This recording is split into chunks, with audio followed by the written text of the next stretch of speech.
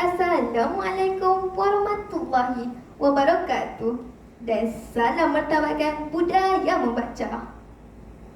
Merka asana pandang tak jemu, bunganya luruh ke dalam raga.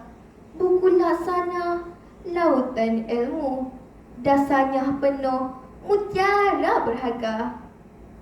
Nama diberi Puteri Damia binti Samsudin, seorang pelajar tahun 6 dan menuntut ilmu di Sekolah Kebangsaan Assunta 2 dan berumur 12 tahun. Kata Abu Yahamka, membaca buku bererti memberi makanan kepada rohani. Ungkapan yang menarik ini dari tokoh yang hebat telah memberi motivasi dan menyuntik semangat saya untuk memudahkan amalan membaca. 5 bahan bacaan yang menjadi kegemaran saya ialah: yang pertama ialah Udara di Sekeliling, ditulis oleh Azmi Azman dan Rasidah Rais. Buku yang kedua ialah Komputer, Tablet dan Gaya Hidup, juga ditulis oleh Muhammad Al-Hafiz. Buku yang ketiga yang menjadi kegemaran saya ialah Komputer, Internet dan Gaya Hidup, juga ditulis oleh Muhammad Al-Hafiz. Buku yang keempat, Istilah di dalam Dunia Cyber, juga ditulis oleh Muhammad Al-Hafiz. Manakala buku yang kelima ialah Nasi Sudah Menjadi Bubur, diterbitkan oleh penerbitan Efektif. Buku yang akan menjadi realisasi saya ialah buku yang diterbitkan oleh penerbitan Efektif, iaitu Nasi Sudah Menjadi Bubur.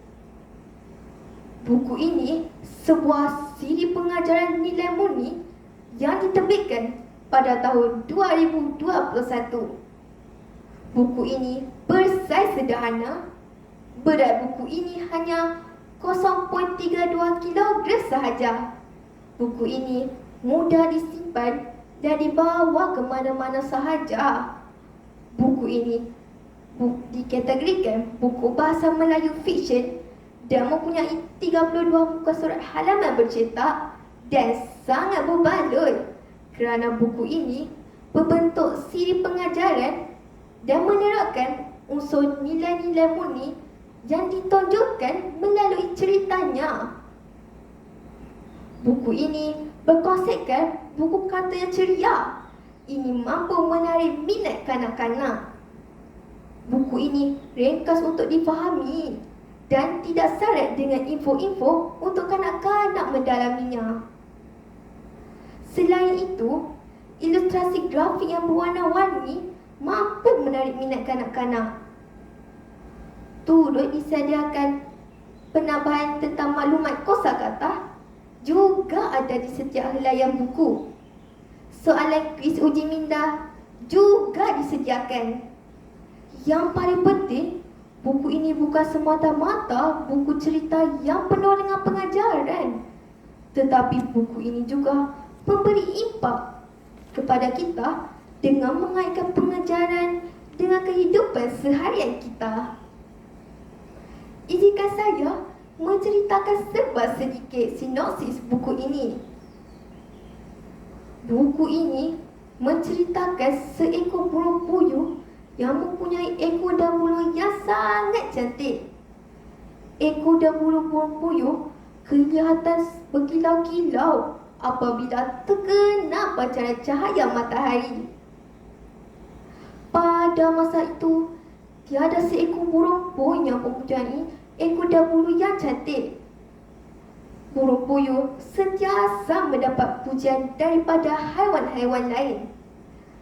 Oleh sebab itu, burung puyuh menjadi megah dan sombong. Jika ada burung lain yang terbang di sisinya, burung puyuh sengaja mengembangkan ekornya yang cantik itu supaya haiwan-haiwan lain dapat melihat kecantikannya. Haiwan-haiwan lain tidak suka dengan sikap burung puyuh. Mereka benci dengan sikap burung puyuh yang megah dan sombong. Burung puyuh juga suka memandang rendah terhadap haiwan-haiwan lain. Akibatnya, burung puyuh tidak mempunyai kawan. Apabila haiwan-haiwan lain tidak mahu berkawan dengannya, burung puyuh mula berkawan dengan kerbau. Setiap hari, burung puyuh bertingkik di atas badan kerbau sambil mengembangkan ekornya yang cantik itu. Akhirnya, burung puyuh dan kerbau menjadi sahabat baik. Setiap hari, mereka mencari makanan bersama-sama. Pada suatu hari, sedang mereka mencari makanan di padang yang mempunyai rumput yang panjang, burung puyuh terjatuh dari atas badan kerbau. Kerbau tidak sedar bahawa burung puyuh berada di kakinya. Lalu, kerbau pun terpijak ekor burung puyuh yang cantik itu.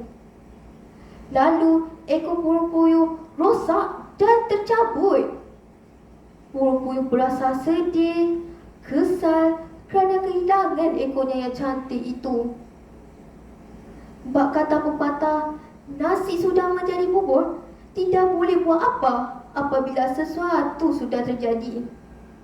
Sesal dahulu pendapatan, sesal kemudian tiada guna.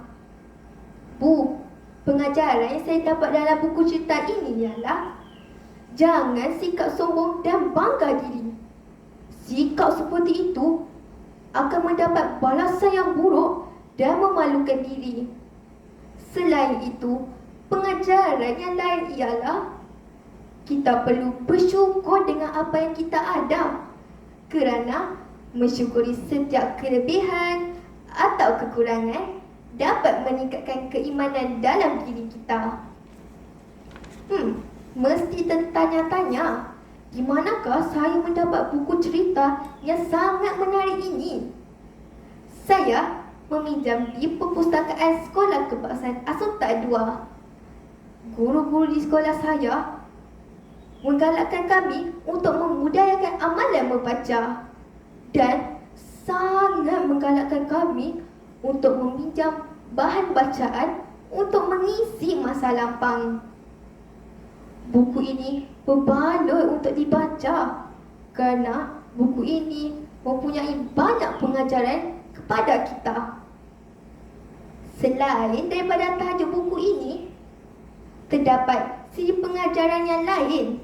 Antaranya, bersatu kita teguh, balasan berbuat baik, gunting dalam lipatan dan lain-lain.